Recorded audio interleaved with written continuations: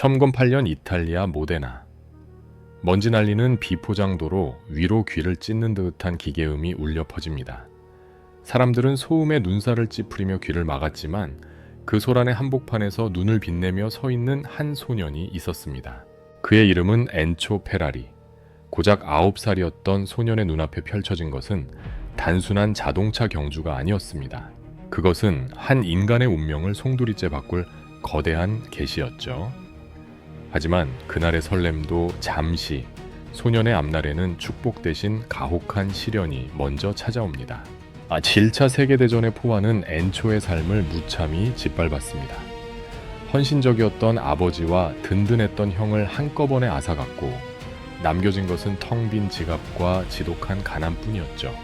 설상가상으로 엔초 본인 역시 스페인 독감에 걸려 생사의 기로를 넘나들어야 했습니다. 당시 의사조차 이 청년은 가망이 어방이 없다며 고개를 저을 정도였으니까요. 죽음의 문턱에서 기적적으로 살아 돌아온 엔초에게 세상은 차가운 냉대만을 던져주었습니다. 그는 생계를 위해 당시 이탈리아 최대의 자동차 기업이었던 피아트를 찾아가 자제가 일자리를 구걸하더라. 미대 펴배휘에. 하지만 돌아온 대답은 비수처럼 날카로웠습니다.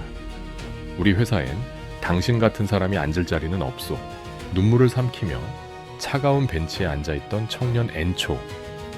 그는 그날 자신의 일기장에 떨리는 손으로 문장 하나를 새겨 넣습니다. 두고 봐라. 언젠가 당신들이 나를 찾게 될 것이다. 이것은 단순한 오기가 아니었습니다. 절망의 끝에서 피어오른 지독한 야망의 시작이었죠. 엔초는 그때부터 오직 한 가지 목표, 즉 세상에서 가장 빠른 차를 만들겠다는 일념 하나에 자신의 모든 것을 걸기로 결심합니다. 그에게 속도는 단순한 수치가 아니었습니다. 자신을 무시했던 세상에 던지는 포효이자 잃어버린 가족에 대한 그리움을 잊게 해주는 유일한 안식처였죠. 하지만 가진 것 없는 청년에게 레이싱의 세계는 거대한 벽과 같았습니다. 차를 살 돈은커녕 타이어 한 짝 바꿀 여유조차 없더절. 어저저번 히지로 그는 폐차 직전의 부품들을 모아 밤낮 없이 기계를 만지기 시작합니다.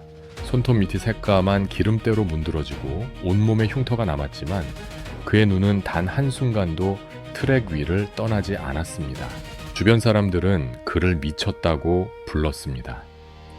먹을 빵을 살 돈으로 차에 들어갈 기름을 사는 남자를 누가 이해할 수 있었을까요? 하지만 엔초는 알고 있었습니다. 비즈니스의 성공은 철저한 계산이 아니라 미칠 것 같은 갈망에서 시작된다는 것을 말입니다. 그가 마주한 첫 번째 레이스, 그 좁고 위험한 운전석에 앉았을 때 엔초는 비로소 깨달았습니다. 자신은 이제 평범한 사업가가 아닌 속도의 지배자가 될 운명이라는 사실을요. 모두가 안 된다고 말할 때 자신의 전 재산과 생명을 걸고 트랙으로 뛰어든 이 무모한 소년의 선택. 이것이 훗날 전 세계가 열광하는 붉은색 전설, 페라리의 첫 번째 심장 박동이었습니다. 과연 이 가난한 청년은 어떻게 그 거대한 편견을 깨고 자신의 이름을 세상에 새기게 되었을까요? 그 처절하고도 뜨거웠던 질주의 서막이 지금 막 올랐습니다. 자신의 이름을 딴 레이싱팀 스쿠데리아 페라리를 창설했을 때 엔초의 나이는 31였습니다. 하지만 야심찬 출발과는 달리 현실은 냉혹했습니다. 1929년 전 세계를 덮친 경제 대공황의 파도는 갓 태어난 그의 팀을 통째로 삼키려 들었죠.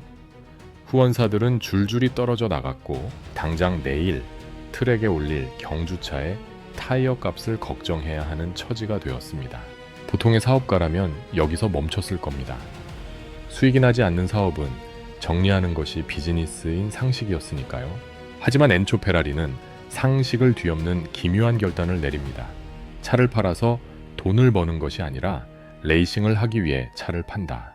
이 짧은 문장은 훗날 자동차 역사를 바꾼 가장 고귀하고도 오만한 철학이 됩니다. 엔초에게 자동차 판매는 목적이 아닌 수단에 불과했습니다. 그는 양산차를 대량으로 찍어내 부를 축적하는 것에는 눈꼽만큼의 관심도 없었습니다. 오히려 자신의 소중한 기술이 담긴 차를 사러 온 부유한 고객들을 향해 냉소를 날리기 일쑤였죠. 당신들이 이 차를 살 자격이 있다고 생각하나? 라는 태도로 일관했습니다. 놀라운 사실은 그가 고객을 무시하고 오직 레이싱 승리에만 집착할수록 사람들은 더욱 열광하기 시작했다는 점입니다. 그는 본능적으로 알고 있었습니다. 대중이 갈망하는 것은 흔한 상품이 아니라 누구나 가질 수 없는 승자의 전유물이라는 것을 말입니다. 엔초는 레이싱팀 운영비가 부족해질 때마다 공장의 문을 열어 아주 소량의 도로용 자동차를 제작했습니다. 그리고 그 차들에 레이싱에서 검증된 가장 강력하고 복잡한 엔진을 그대로 이식했죠. 당시 다른 자동차 회사들이 편안한 시트와 화려한 내장재에 공을 들일 때 엔초는 오직 엔진의 포효와 속도에만 집중했습니다. 나는 엔진을 판매한다. 차체는 그저 엔진을 얹기 위해 공짜로 끼워주는 것일 뿐이다. 이 서슬퍼런 고집은 페라리를 단순한 운송수단에서 예술의 경지로 끌어올렸습니다. 하지만 그 과정은 결코 순탄치 않았습니다. 레이싱은 돈을 먹는 하마와 같았습니다. 우승 트로피 하나를 거머쥐기 위해 쏟아붓는 자금은 상상을 초월했죠. 엔초는 매일 아침 장부를 확인하며 한숨을 내쉬면서도 오후에는 다시 트랙으로 달려가 엔지니어들을 몰아붙였습니다. 돈이 모자라면 자신의 소유지를 팔고 가족들의 반대를 무릅쓰며 사채까지 끌어다 썼습니다. 주변에서는 그를 보고 제정신이 아닌 도박꾼이라며 손가락질했습니다. 그러나 엔초에게는 확실한 믿음이 있었습니다. 트랙에서의 승리가 곧 페라리라는 이름의 가치를 증명하는 유일한 길이며 그 가치가 살아있는 한도는 결국 자신을 따라오게 될 것이라는 확신 말이죠. 이것은 현대 경영학에서도 보기 드문 주객전도의 성공 사례입니다. 본질인 라이싱을 지키기 위해 비즈니스인 판매를 도구로 사용한 이 역발상은 역설적으로 페라리를 세상에서 가장 강력한 브랜드로 만들었습니다. 남들이 어떻게 하면 더 많이 팔까를 고민할 때 어떻게 하면 더 완벽하게 이길까만을 고민했던 남자.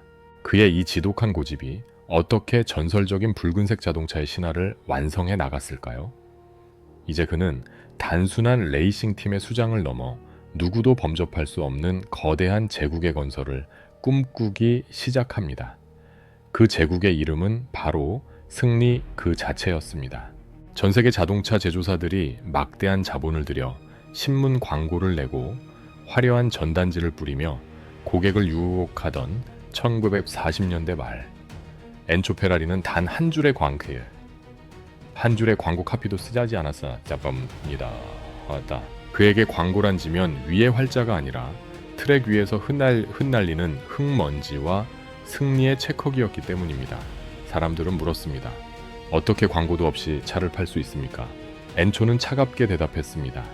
우승컵이 내 광고고 엔진의 굉음이 내 카피다. 당시 페라리의 붉은색 경주차들은 유럽 전역의 서킷을 휩쓸기 시작했습니다. 휩쓸려 키레이스니 르망 24시 밀레 밀리아 타르가 플로리오까지 인간과 기계의 한계를 시험하는 가장 가혹한 레이스에서 페라리가 가장 먼저 결승선을 통과할 때마다 세상은 경악했습니다. TV도 인터넷도 없던 시절 사람들은 라디오에서 흘러나오는 페라리 우승이라는 한마디에 열광했습니다. 그것은 그 어떤 화려한 수식어보다 강력한 신뢰의 증표였습니다. 세상에서 가장 빠른 곳에서 살아남은 차, 이보다 더 완벽한 마케팅이 어디 있을까요? 엔초는 승리를 브랜드의 영혼으로 만들었습니다. 그는 단순히 차를 잘 만드는 것에 그치지 않고 페라리를 타는 것은 곧 승리자의 그룹에 합류하는 것이라는 환상을 심어주었습니다. 서킷에서 묻은 기름때와 상처는 페라리에게는 훈장과도 같았습니다. 고객들은 전시장에 번쩍이는 차가 아니라 방금 전 트랙에서 사투를 벌이고 돌아온 그 거칠고 야생적인 기계에 매료되었습니다. 엔초는 이 심리를 정확히 꿰뚫고 있었습니다. 그는 승리를 통해 페라리라는 이름을 동경의 대상, 즉 신화의 영역으로 끌어올린 것입니다. 이것은 현대 비즈니스에서 말하는 퍼포먼스 마케팅의 정점이었습니다. 본질적인 실력이 뒷받침되지 않는 포장은 결국 탄로 나기 마련이지만 엔초의 전략은 철저히 실력에 기반했습니다. 1초를 다투는 극한의 상황에서 증명된 기술력은 자연스럽게 도로 위 양산차의 가치로 전이되었습니다. 부유한 자산가들은 돈을 싸들고 모데나의 공장 앞으로 모여들었습니다. 그들은 단순히 이동수단을 사는 것이 아니라 전설의 일부를 소유하고 싶어 했습니다. 하지만 왕좌를 지키는 것은 왕좌에 오르는 것보다 수만 배는 더 고통스러운 일이었습니다. 엔초에게 2위는 패배와 같았습니다. 만약 경주에서 지는 날이면 공장 전체에는 초상집 같은 정막이 흘렀고 엔초의 불호령이 떨어졌습니다. 승리가 곧 마케팅이었기에 패배는 곧 브랜드의 몰락을 의미했다. 그는 매 순간 벼랑 끝에 서 있는 심정으로 엔지니어들을 몰아붙였습니다. 더 가볍게, 더 빠르게, 더 완벽하게. 이 지독한 승부욕은 페라리를 상징하는 선명한 붉은색, 로쏘 코르사에 투영되었습니다. 피처럼 붉은 그 색깔은 트랙 위의 공포이자 경애의 대상이 되었습니다. 경쟁자들에게는 절망을, 팬들에게는 환희를 선사하는 이 붉은색의 행진은 멈출 줄 몰랐습니다. 그러나 승승장구하던 그에게도 예상치 못한 거대한 위기가 다가오고 있었습니다. 승리에 눈이 멀어 전 재산을 쏟아붓던 그에게 비즈니스의 냉혹한 현실이 파산이라는 이름으로 칼날을 들이밀기 시작한 것입니다. 전설의 추락일까요? 아니면 또 다른 도약의 시작일까요? 트랙 위를 지배하던 황제 엔초 페라리가 마주하게 된 가장 어두운 그림자가 서서히 드리우고 있었습니다. 영광의 이면에는 언제나 짙은 그림자가 드리우기 마련입니다. 1960년대 초반 전 세계의 찬사를 받으며 서킷을 지배하던 페라리의 내부 장부는 처참하게 망가져 있었습니다. 우승 트로피는 늘어갔지만 통장 잔고는 바닥을 드러냈고 매달 돌아오는 어음은 엔초의 목을 죄어왔습니다. 레이싱카 한 대를 제작하는 데 들어가는 비용은 기하급수적으로 늘어났고 그가 공들여 만든 양산차 몇 대를 파는 것만으로는 그 거대한 구멍을 메울 수 없었기 때문입니다. 사람들은 수군거렸습니다. 엔초 페라리가 조만간 파산할 것이다. 그는 비즈니스맨이 아니라 그저 속도에 중독된 도박꾼일 뿐이다. 실제로 당시 페라리의 상황은 그야말로 풍전등화였습니다. 직원들의 월급이 밀리기 시작했고 부품 업체들은 대금 결제를 요구하며 공장 문 앞을 가로막았습니다. 하지만 이 절박한 순간에도 엔초는 기이한 고집을 꺾지 않았습니다. 그는 자신의 개인 저택을 담보로 잡고 평생 모은 수집품들을 파충들을 팔아치우면서도 레이싱팀의 예산만큼은 단 1리라도 깎지 않았습니다. 오히려 그는 더 비싸고 더 정교한 부품을 주문하며 엔지니어들을 다그쳤습니다. 돈이 없다고 기술까지 가난해져서는 안 된다. 우리가 트랙에서 지는 순간 페라리는 정말로 끝이다. 그에게 리스크 관리는 단순히 손실을 줄이는 것이 아니었습니다. 그는 가장 위험한 순간에 가장 강력한 공격을 퍼붓는 방식으로 위기를 위기를 정면 돌파했습니다. 이것은 비즈니스 세계에서 말하는 이른바 올인의 정석이었죠. 그는 알고 있었습니다. 어설프게 비용을 아끼려다 레이스에서 패배하면 브랜드 가치는 폭락하고 회사는 재기불능의 상태에 빠질 것이라는 사실을 말입니다. 엔초에게 유일한 생존 전략은 압도적인 승리를 통해 투자자와 스폰서들이 제 발로 찾아오게 만드는 것뿐이었습니다. 하지만 사채업자들이 공장 주변을 맴돌고 법원에서 압류 딱지를 들고 찾아오는 날들이 반복되자 철혈의 사나이라 불리던 엔초의 눈에도 고독한 피로가 서리기 시작했습니다. 밤마다 텅 빈 공장에 홀로 앉아 경주차의 엔진 실린더를 어루만지며 그는 무슨 생각을 했을까요? 자신의 꿈이 한순간에 물거품이 될지도 모른다는 공포가 그를 덮쳤을 겁니다. 그러나 그는 약해지는 마음을 다잡으며 스스로에게 되뇌었습니다. 내 모든 것을 걸 가치가 있는 일이라면 끝까지 가야 한다. 이 처절한 벼랑 끝, 전술은 결국 기적 같은 기회를 만들어냅니다. 페라리의 재정 위기 소식을 들은 바다 건너 거대 기업이 거부할 수 없는 제안을 던진 것이죠. 바로 미국의 자동차 공룡 포드였습니다. 포드는 페라리라는 이름이 가진 강력한 브랜드 파워와 기술력을 탐냈고 엔초의 모든 빚을 갚아주는 것은 물론 상상도 못할 액수의 인수금액을 제시했습니다. 그것은 파산 직전에 엔초에게 내려진 하늘의 동아줄과 같았습니다. 평범한 사람이라면 당장 계약서에 도장을 찍고 편안한 노후를 선택했을 상황. 하지만 이 거대한 계약의 이면에는 엔초가 도저히 받아들일 수 없는 독소 조항이 숨겨져 있었습니다. 돈을 줄 테니 내 영혼과도 같은 레이싱 팀의 운영권을 내놓으라는 요구였죠. 전 재산을 잃을 위기 속에서 마주한 인생 최대의 선택. 엔초 페라리는 과연 돈 앞에 무릎을 꿇었을까요? 아니면 자신의 자존심을 지키기 위해 또 다른 전쟁을 선포했을까요? 세상을 뒤흔든 세기의 거절, 그 소름 돋는 뒷이야기가 이제 펼쳐집니다. 1963년 5월 이탈리아 마라넬로의 페라리 본사 사무실. 공기마저 얼어붙은 듯한 정적 속에 두 진영의 남자들이 마주 앉았습니다. 한쪽은 세계 최대의 자동차 제국, 미국 포드, F4D에서 건너온 엘리트 협상단이었고 다른 한쪽은 검은 선글라스를 낀 채 표정을 읽을 수 없는 노병 엔초 페라리였습니다.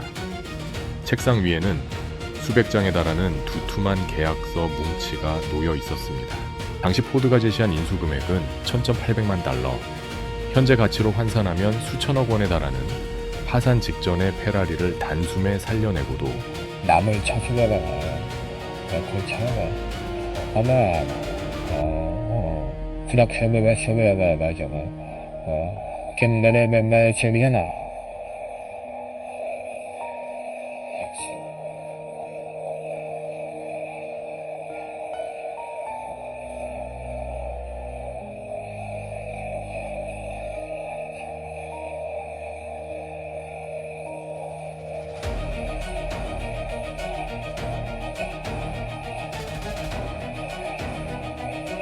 협상은 순조로운 듯 보였습니다.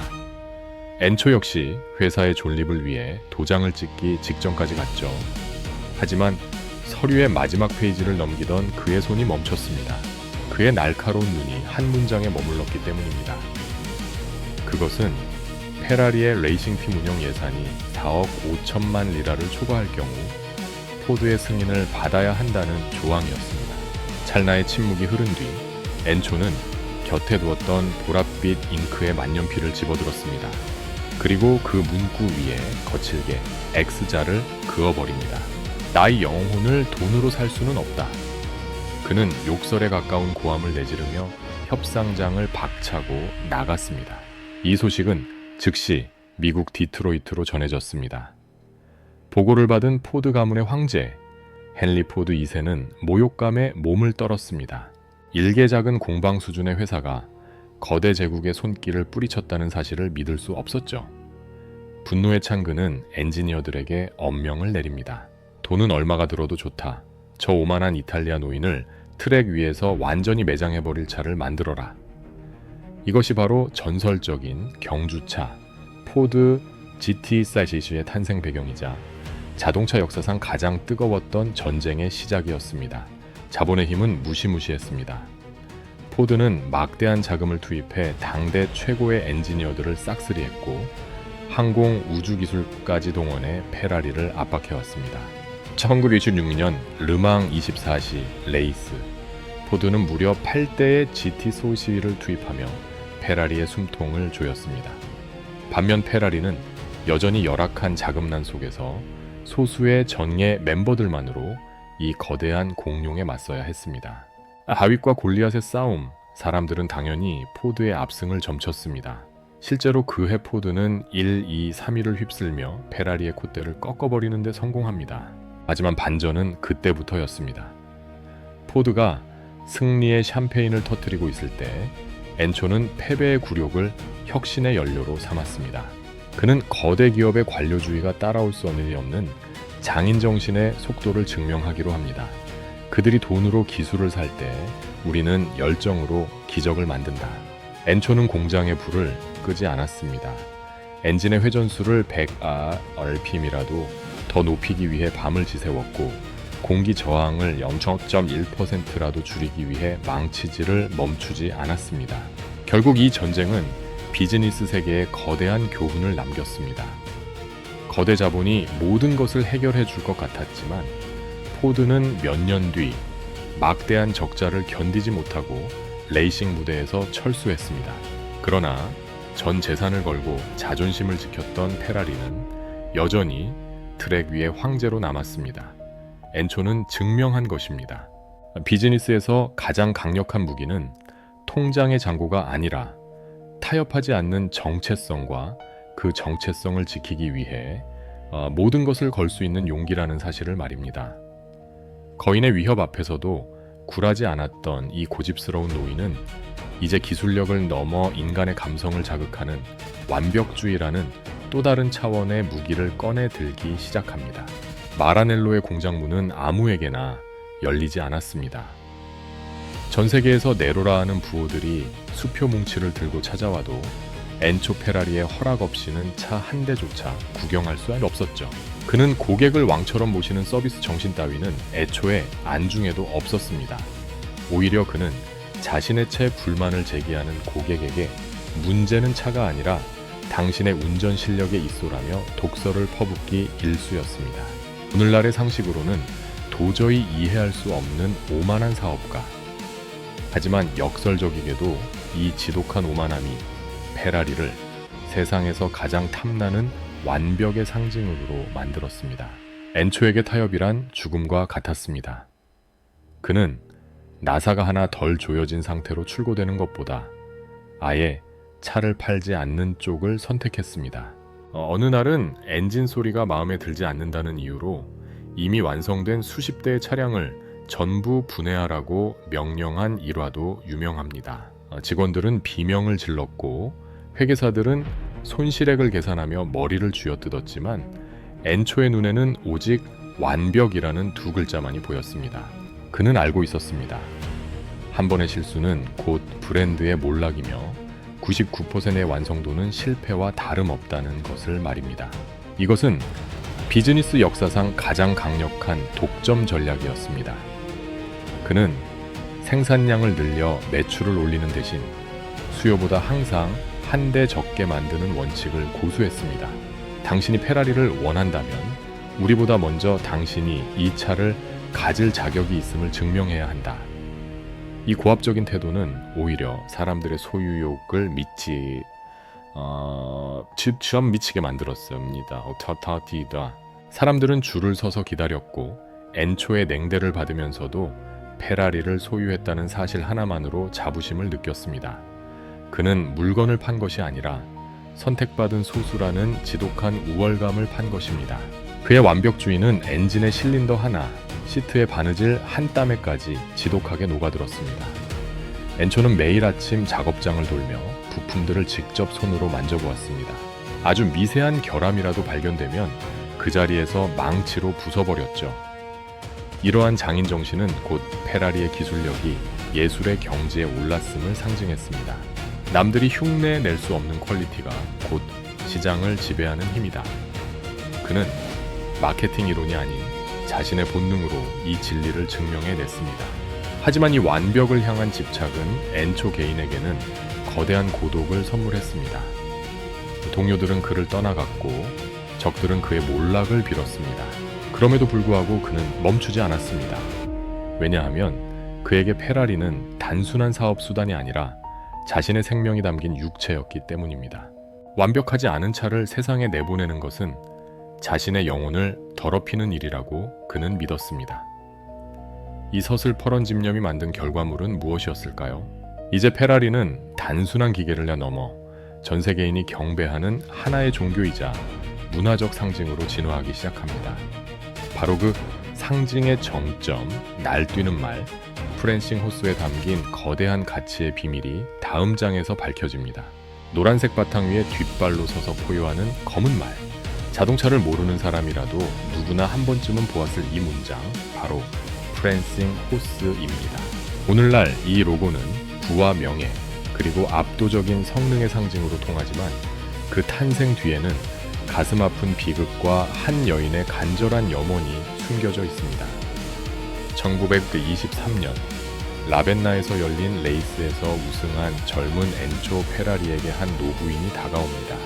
그녀는 제1차 세계대전의 영웅이자 이탈리아의 전설적인 전투기 조종사 프란체스코 바라카의 어머니였습니다. 그녀는 자신의 아들이 전투기에 그려 넣었던 검은 말 문장을 엔초에게 건네며 이렇게 말합니다. 페라리 씨, 내 아들의 이 말을 당신의 차에 붙여주세요. 그러면 이 말이 당신에게 행운을 가져다 줄 것입니다. 엔초는 그 제안을 소중히 받아들였습니다. 아들을 잃은 어머니의 슬픔과 영웅의 용맹함이 깃든 이 로고는 엔초의 손을 거쳐 세계에서 가장 강력한 비즈니스 아이콘으로 재탄생합니다. 그는 말의 바탕에 자신의 고향 모데나를 상징하는 카나리아 노란색을 입혔고 그 위에 이탈리아 국기를 상징하는 삼색선을 얹었습니다. 이것은 단순한 디자인의 완성이 아니었습니다. 페라리라는 기계 덩어리에 영혼과 역사를 불어넣는 신성한 의식이었죠. 사람들은 이제 차를 사는 것이 아니라 그 말의 기상과 이탈리아의 자부심을 사기 시작했습니다. 비즈니스 관점에서 볼 때 이것은 인류 역사상 가장 성공적인 커뮤니티 브랜딩의 시초였습니다. 엔초는 고객을 넘어 히포시, T4C라 불리는 열광적인 팬덤을 만들어냈습니다.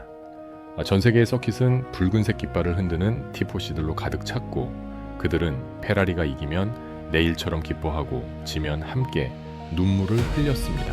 엔초는 광고 한 줄 없이도 전 세계에 수만 명의 자발적인 홍보대사를 거느리게 된 셈입니다. 그는 알고 있었습니다.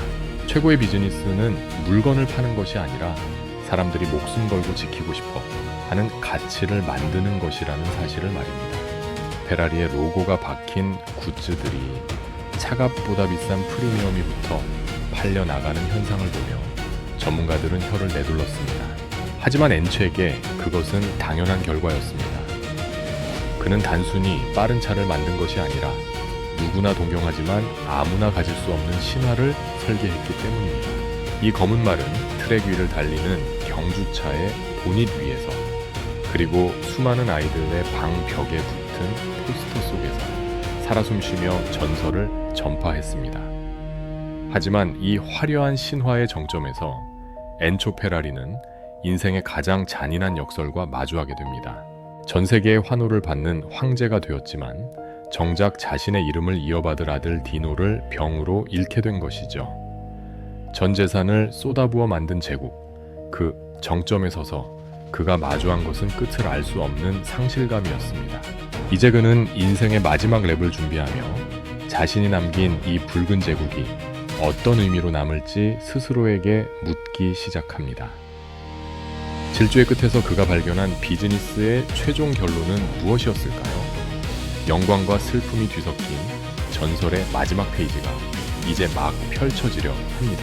1988년 8월 14일 이탈리아 모데나의 한 조용한 침실. 세상에서 가장 빠른 차를 만들며 평생을 질주했던 노병 엔초 페라리의 심장이 마침내 멈춰섰습니다. 향년 90세. 그가 눈을 감았다는 소식이 전해지자 전 세계 자동차 공장들은 일제히 기계를 멈췄고 서킷 위에선 엔진 소리 대신 무거운 정적이 흘렀습니다. 사람들은 그가 남긴 거대한 유산을 보며 한 목소리로 말했습니다. 한 시대가 끝났다고 말이죠. 하지만 그가 세상을 떠나기 직전 남긴 마지막 선물은 단순한 자동차가 아니라 현대 비즈니스맨들이 가슴에 새겨야 할 가장 뜨거운 가르침이었습니다. 그의 나이 90을 바라보던 때 엔초는 자신의 인생을 집대성한 마지막 걸작 F4C를 세상에 내놓습니다. 이미 몸은 쇠약해질 대로 쇠약해졌고 거동조차 불편했지만 그는 지팡이를 짚고 공장에 나와 엔진의 진동을 손으로 느끼며 마지막까지 완벽을 요구했습니다. 당시 사람들은 그에게 물었습니다. 당신이 만든 차 중 가장 최고의 차는 무엇입니까? 죽음을 눈앞에 둔 이 노회한 거장은 떨리는 목소리로 대답했습니다. 그것은 바로 내가 아직 만들지 않은 다음 차입니다. 이 짧은 대답 속에 엔초 페라리의 80년 경영 철학이 모두 담겨 있었습니다. 그는 결코 과거의 영광에 안주하지 않았습니다. 어제의 우승컵은 오늘 아침이면 이미 먼지 쌓인 골동품에 불과했습니다. 그에게 사업이란 매일 아침 새로운 트랙 앞에 서는 레이서의 마음가짐이어야 했습니다. 수익이 얼마나 났는지, 얼마나 많은 차를 팔았는지는 그에게 부차적인 문제였습니다. 진짜 중요한 것은 우리가 어제보다 나은 가치를 만들어냈는가 였습니다. 그가 남긴 이 결핍의 철학은 페라리를 영원히 늙지 않는 브랜드로 만든 원동력이 되었습니다. 엔초가 세상을 떠난 후 그가 남긴 재산 목록을 확인하던 사람들은 다시 한번 놀라게 됩니다. 세계 최고의 브랜드를 소유했던 인물이었음에도 불구하고 그의 이름으로 된 현금 자산은 세간의 짐작보다 훨씬 소박했기 때문입니다. 그는 벌어들인 거의 모든 돈을 다시 레이싱팀과 기술 개발에 쏟아부었습니다. 비즈니스를 부를 축적하는 수단이 아니라 자신의 꿈을 현실로 구현하는 통로로 사용했던 것입니다. 돈을 쫓으면 돈은 달아나지만 가치를 쫓으면 돈이 당신을 쫓아올 것이다. 엔초는 자신의 전생애를 통해 이 고전적인 진리를 증명해 보였습니다. 하지만 그가 남긴 가장 위대한 유산은 마라넬로 공장에서 나오는 붉은 자동차들이 아닙니다. 그것은 바로 불가능에 도전하는 인간의 의지입니다. 가난한 소년이 전 재산을 걸고 만든 엔진 소리가 어떻게 전 세계인의 심장을 뛰게 만들었는지, 거대 자본의 위협 앞에서도 어떻게 자신의 영혼을 지켜냈는지 그 처절한 투쟁의 기록이 오늘날 우리에게 묻고 있습니다. 당신은 당신의 전 재산을 걸 만큼 뜨거운 무언가를 가지고 있는가? 엔초 페라리가 떠난 지 수십 년이 흘렀지만 여전히 마라넬로의 붉은 말은 멈추지 않고 달리고 있습니다. 이제 그는 곁에 없지만 그가 심어놓은 타협하지 않는 완벽주의와 승리를 향한 지독한 갈망은 페라리라는 이름 안에 살아 숨쉬며 전설을 이어가고 있습니다. 속도에 미쳤던 한 남자가 전 재산을 쏟아부으며 배운 비즈니스의 최종장, 그것은 숫자로 기록되는 장부가 아니라 누군가의 가슴에 영원히 지워지지 않는 낙인을 찍는 일이었습니다. 당신의 비즈니스는 지금 어디를 향해 질주하고 있습니까? 엔초 페라리의 엔진 소리가 들려주는 이 마지막 조언을 기억하십시오. 성공은 목적지가 아니라 당신이 멈추지 않고 달리는 그 과정 자체에 있다는 사실을 말입니다. 전설은 끝났지만 그가 남긴 붉은 불꽃은 오늘도 누군가의 꿈속에서 다시 타오르고 있습니다.